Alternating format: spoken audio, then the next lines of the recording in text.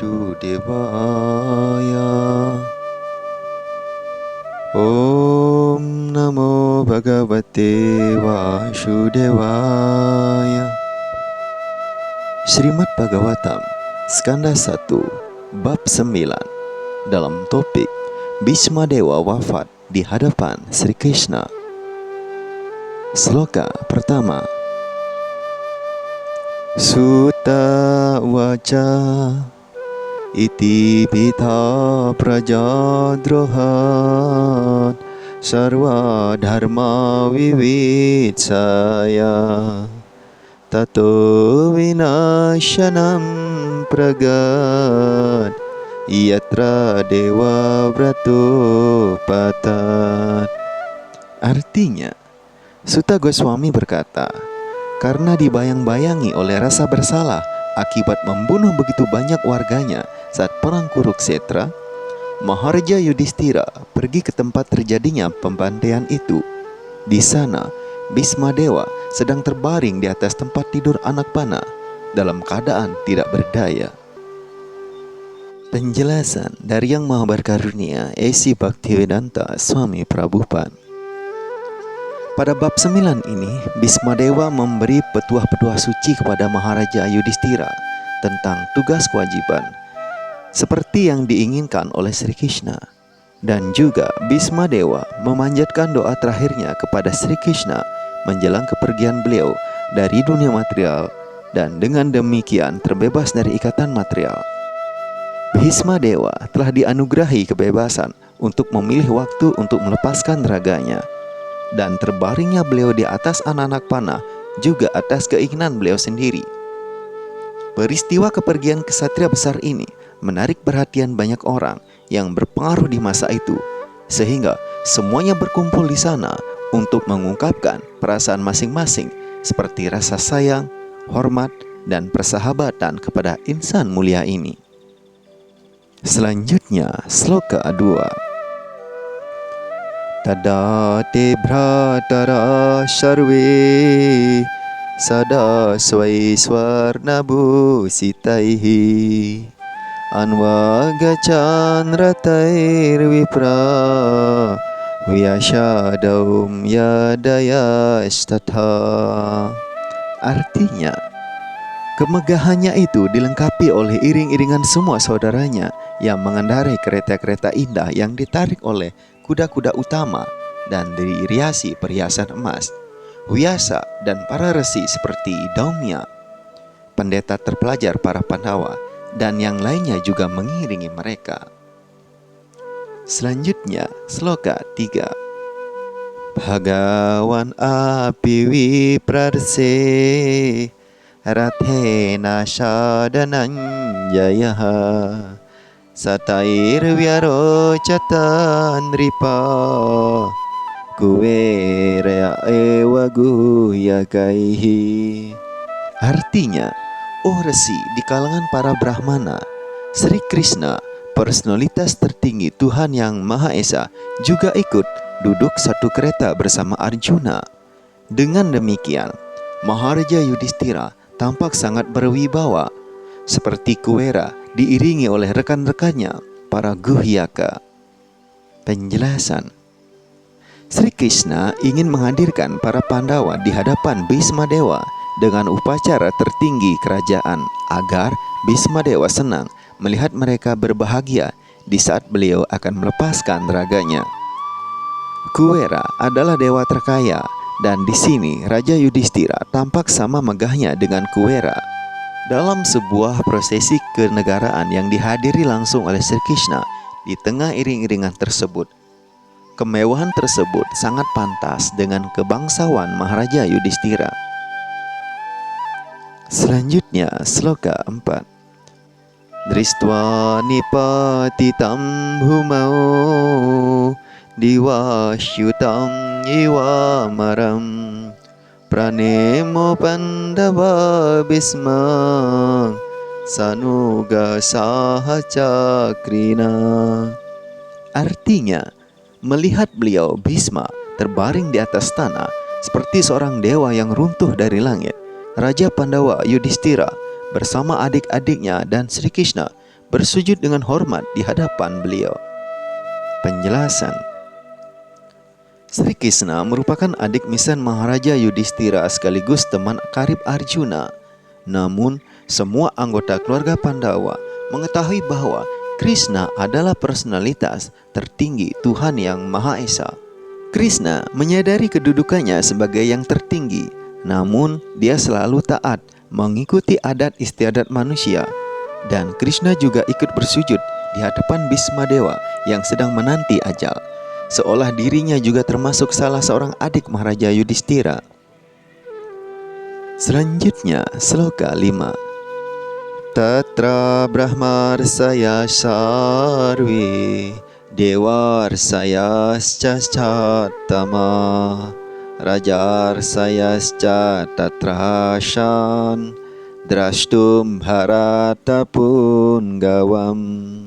Artinya, hanya untuk melihat sang pemimpin, keturunan-keturunan Mahaja Bharata, Bhisma, semua insan mulia di alam semesta, yaitu resi-resi di kalangan para dewa, resi-resi di kalangan para brahmana, dan resi-resi di kalangan para raja, yang semuanya mantap dalam sifat kebaikan, berkumpul di sana.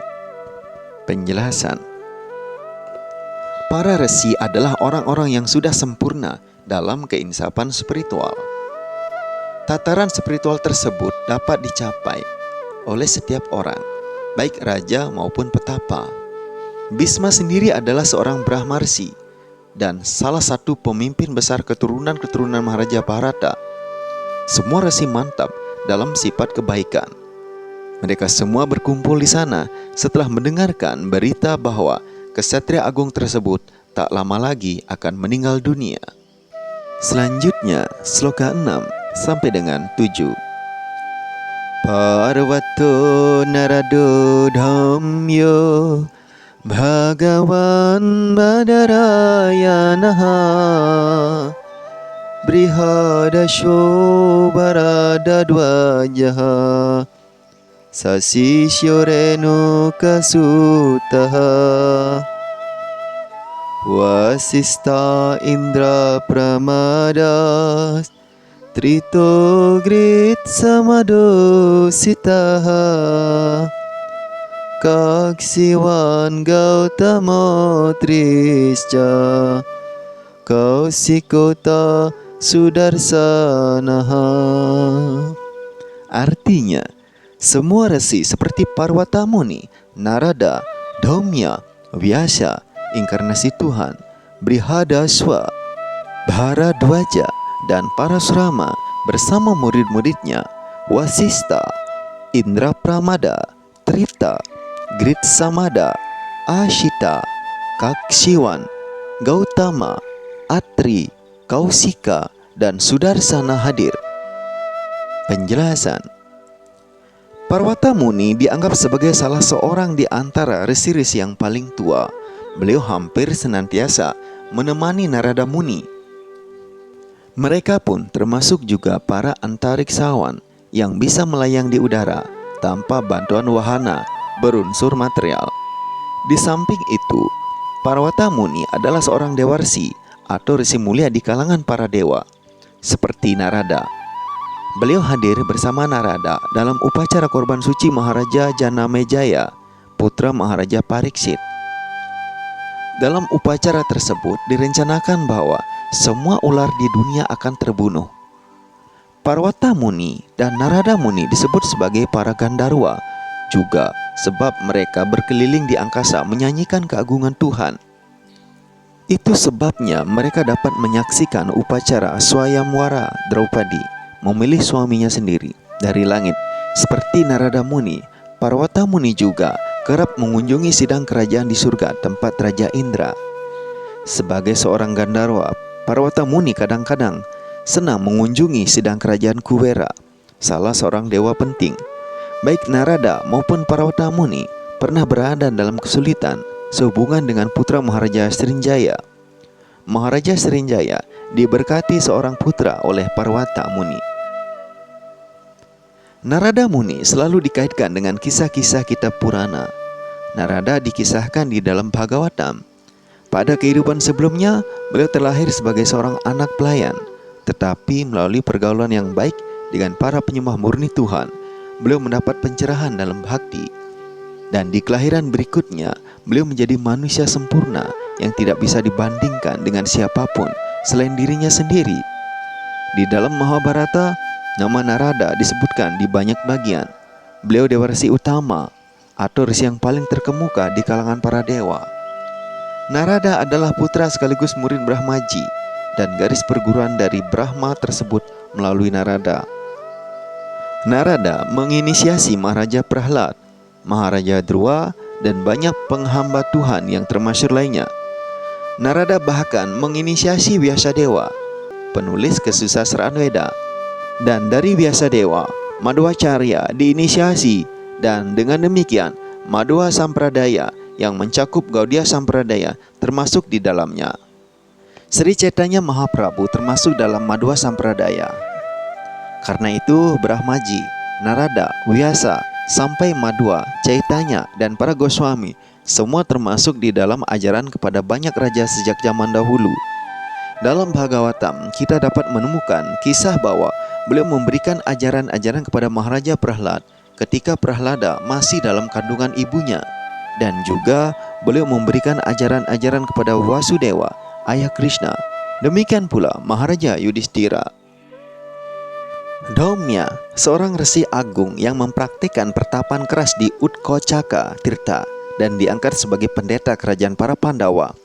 Daumya bertindak sebagai pendeta dalam banyak upacara keagamaan atau samskara para Pandawa, dan beliau hadir juga pada waktu upacara pernikahan masing-masing Pandawa dengan Draupadi. Daumya bahkan selalu setia untuk hadir selama masa pengasingan Pandawa dan sering menasihati mereka apabila mereka dalam keadaan galau. Daumya lah yang mengatur strategi Pandawa dalam penyamaran mereka selama 1 tahun, dan mereka pun taat mengikuti petunjuk-petunjuk beliau. Nama pendeta Daumya disebutkan juga pada waktu upacara kremasi masal pasca perang Kurukshetra. Dalam Mahabharata Anusasana Parwa bab 127 sloka 15 dan 16, Daumya memberi pelajaran keagamaan secara panjang lebar kepada Maharaja Yudhishthira. Daumya sebenarnya merupakan jenis pendeta yang tepat bagi orang yang hidup berumah tangga, sebab beliau berhasil menuntun Pandawa menempuh jalan dharma. Seorang pendeta dimaksudkan untuk menuntun orang berumah tangga melangkah maju dalam jalan asrama dharma atau kewajiban untuk golongan hidup tertentu. Hampir tak ada perbedaan antara pendeta keluarga dan guru spiritual. Para resi, orang suci, dan brahmana khususnya dimaksudkan untuk fungsi-fungsi tersebut. Badarayana atau Vyasadeva, beliau dikenal sebagai Krishna Dwaipayana, Satyawati Sutta, Parasarya, Parasarat Maja, Badarayana, Weda Vyasa, dan lain sebagainya. Beliau putra Mahamuni Parasarana dari kandungan Satyawati sebelum Satyawati menikah dengan Maharaja Santanu, ayah Panglima Besar kakek Bhismadewa. Vyasadeva adalah inkarnasi perkasa dari Narayana, dan beliau menyebarkan pengetahuan Weda ke seluruh dunia. Karena itu, kita harus bersujud kepada Vyasadeva sebelum membacakan sastra-sastra Weda, terutama sastra Purana. Sukadewa Goswami adalah putranya, dan para resi seperti Vaisampayana adalah murid-muridnya yang membidangi berbagai cabang kesusastraan Weda. Vyasadeva adalah penyusun sastra epos besar Mahabharata dan sastra rohani agung Srimad Bhagavatam. Kitab-kitab Brahma Sutra, Vedanta Sutra, atau Badrayana Sutra disusun oleh beliau. Vyasadeva penulis yang paling dihormati di kalangan para resi berkat pertapaan keras yang beliau jalani. Pada waktu Vyasadeva ingin menulis epos besar Mahabharata, beliau merasa membutuhkan juru tulis hebat yang mampu mencatat kata-kata beliau. Atas perintah Brahmaji, Sri Ganesaji mengambil tugas menuliskan kata-kata dengan syarat Vyasadeva akan berbicara terus-menerus tanpa berhenti selama sesaat pun. Jadi, Mahabharata disusun melalui kerjasama antara Vyasa dan Ganesa. Atas perintah ibunya, Satyawati, yang kemudian menikah dengan Maharaja Santanu, dan atas permintaan istri pertama Vyasadeva, mendapatkan 3 putra yang cemerlang, bernama Dhritarashtra, Pandu, dan Widura. Mahabharata disusun oleh Vyasadewa pasca Perang Kurukshetra setelah semua pahlawan Mahabharata tewas. Mahabharata dibacakan untuk pertama kalinya dalam sidang kerajaan Maharaja Janamejaya, putra Maharaja Pariksit. Brihadaswa, resi dari zaman purba yang sewaktu-waktu biasa bertemu dengan Maharaja Yudhistira. Beliau bertemu dengan Maharaja Yudhistira untuk kali pertama di Kamyawana. Resi ini menceritakan sejarah Maharaja Nala. Ada tokoh lain yang juga bernama Brihadaswa, yaitu putra dinasti Ikswaku. Mahabharata Wana Parwa 209, 4 sampai dengan 5. Bharadwaja, beliau adalah salah seorang di antara 7 resi mulia. Bharadwaja hadir dalam upacara kelahiran Arjuna. Resi perkasa ini kadang menjalankan pertapaan sangat berat di tepi sungai Gangga, dan asrama beliau masih terkenal di Prayagadhama. Diketahui bahwa pada waktu resi ini sedang mandi di sungai Gangga, beliau bertemu Gritachi, salah seorang bidadari surga yang sangat cantik, sehingga beliau tak sanggup menahan air maninya yang selanjutnya disimpan di dalam belanga tanah liat. Drona kemudian lahir dari dalam belanga tersebut. Jadi Dronacharya adalah putra Bharadwaja Muni.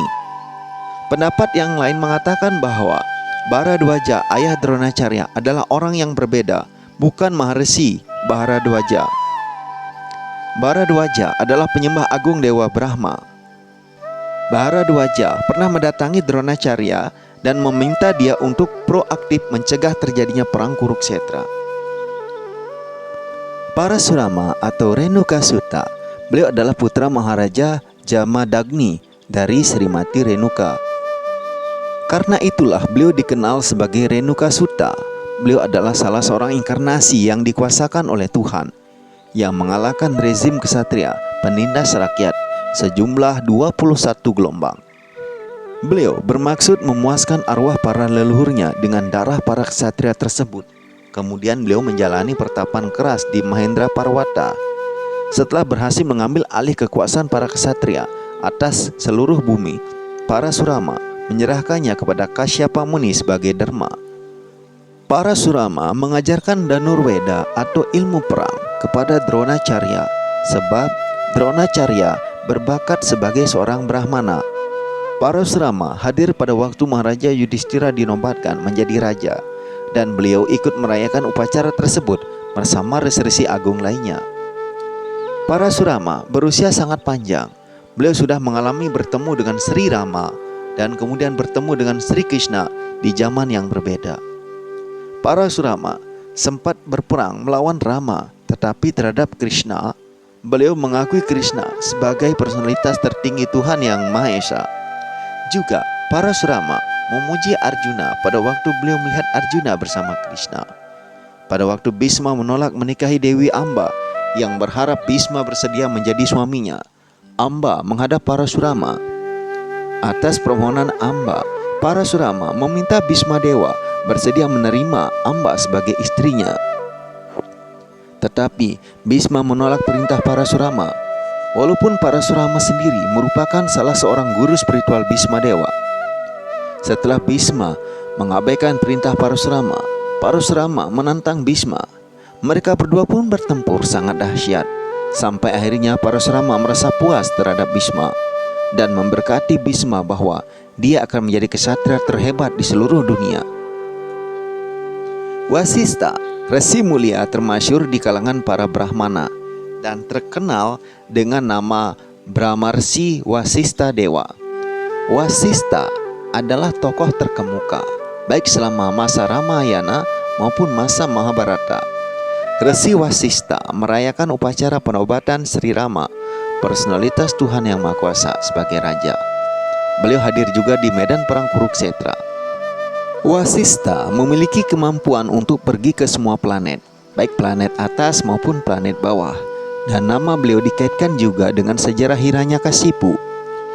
Terjadi ketegangan besar antara Wasista dan Wiswamitra lantaran Wiswamitra hendak mengambil lembu Kamadhenu milik Wasista yang mampu memenuhi segala keinginan. Wasista menolak menyerahkan lembu Kamadhenu itu, dan sebagai akibatnya Wiswamitra membunuh 100 putra Wasista. Wasista adalah seorang Brahmana yang sempurna, sehingga beliau sanggup menoleransi segala tekanan Wiswamitra. Wasista pernah mencoba bunuh diri akibat siksaan Wiswamitra, tetapi gagal. Beliau meloncat dari tebing di gunung, tetapi diselamatkan oleh batu-batu yang ditimpanya dengan menjadi selembut kapas. Wasista kemudian menceburkan diri ke dalam lautan, tetapi ombak-ombak membawa beliau kembali ke pantai. Beliau terjun ke dalam sungai, tetapi sungai itu pun mengembalikan beliau ke tepian. Segala usaha Wasista untuk membunuh diri tidak berhasil. Wasista adalah salah seorang di antara 7 resi dari Swami Arundhati, bintang di langit yang sangat termasyur. Indrapramada, resi termasyur lainnya. Trita, salah seorang di antara 3 putra Prajapati Gautama. Trita adalah putra yang ketiga, sedangkan 2 kakaknya bernama Ekat dan Dwita. 3 bersaudara ini adalah risi-risi agung dan mengikuti prinsip-prinsip agama dengan tegas. Berkat pertapaannya yang keras, mereka diangkat sampai Brahmaloka atau planet tempat tinggal Brahmaji. Trita Muni pernah jatuh ke dalam sumur. Beliau bekerja untuk menyelenggarakan banyak upacara korban suci. Sebagai salah seorang resi mulia, Trita Muni juga datang untuk memberi penghormatan kepada Bhismaji di tempat beliau akan meninggal dunia. Trita Muni adalah salah seorang di antara 7 resi di Warunaloka. Beliau berasal dari negara-negara barat di dunia ini. Oleh karena itu, kemungkinan besar beliau berasal dari negara-negara yang kini bernama Eropa. Pada zaman dulu, seluruh dunia menyatu di bawah kekuasaan kebudayaan Weda. Grit Samada, salah seorang resi yang berasal dari kerajaan surga. Grit Samada merupakan kawan dekat Indra, Raja Surga, dan beliau sehebat Brihaspati. Grit Samada biasa mengunjungi sidang kerajaan Maharaja Yudhishthira, dan beliau juga mengunjungi tempat Bhismadewa mengembuskan napas terakhirnya. Kadangkala Grit Samada menguraikan kebesaran Dewa Siwa di hadapan Maharaja Yudhishthira. Grit Samada adalah putra Witahawya, dan badan beliau mirip dengan badan Indra. Kadangkala para musuh Indra keliru dengan menganggap bahwa Grit Samada adalah cendekiawan besar Rigveda, sehingga beliau sangat dihormati di kalangan masyarakat Brahmana. Beliau hidup selibat dan ahli dalam segala hal. Asita, ada seorang raja dengan nama yang sama, tetapi Asita yang disebut di sini adalah Asita Dewa Resi, resi agung dan perkasa pada masa itu. Asita menjelaskan 1.500.000 ayat Mahabharata kepada ayahnya. Asita adalah seorang peserta dalam upacara korban suci ular yang diselenggarakan oleh Maharaja Janamejaya. Beliau juga hadir dalam upacara penobatan Maharaja Yudhishthira bersama resi-resi agung lainnya. Asita pernah juga memberi pelajaran kepada Maharaja Yudhishthira pada waktu beliau berada di Bukit Anjana. Asita adalah seorang penyembah Dewa Siwa. Kaksiwan, seorang putra Gautama Muni dan ayah resi mulia Candakausika. Kaksiwan adalah seorang anggota dewan kerajaan di bawah Maharaja Yudhishthira. Atri Muni adalah seorang resi Brahmana agung dan salah seorang anak yang lahir dari pikiran Brahmaji. Brahmaji begitu perkasa sehingga beliau mampu mendapatkan anak dengan cara berpikir saja. Putra-putra ini disebut Manasa Putra. Atri adalah salah seorang di antara 7 Manasa Putra Brahmaji dan 7 resi Brahmana agung. Para praceta yang agung juga dilahirkan dalam keluarga Atri. Atri Muni mempunyai 2 putra kesatria yang menjadi raja. Raja Arthama adalah salah seorang di antaranya. Atri terhitung di antara 21 Prajapati.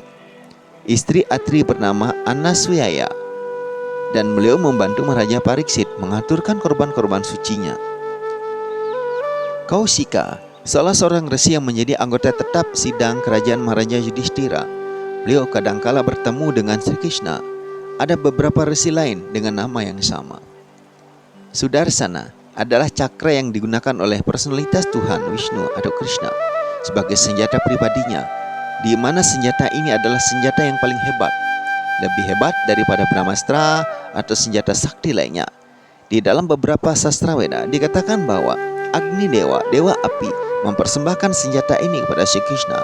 Tetapi kenyataannya senjata ini ada bersama Krishna sepanjang masa.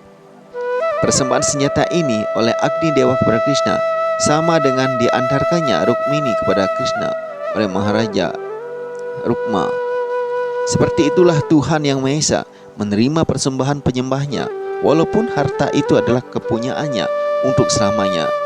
Ada uraian yang panjang lebar mengenai senjata ini di dalam Mahabharata Adi Parwa. Krishna menggunakan senjata ini untuk membunuh Sisupala yang memusuhi Krishna. Krishna juga membunuh Salwa dengan senjata ini, dan kadangkala Krishna ingin agar Arjuna pun menggunakan senjata ini untuk membunuh musuh-musuhnya. Mahabharata Wirata Parwa bab 56 sloka 3. Demikianlah pembacaan Srimad Bhagavatam pada hari ini. Terima kasih telah mengikuti.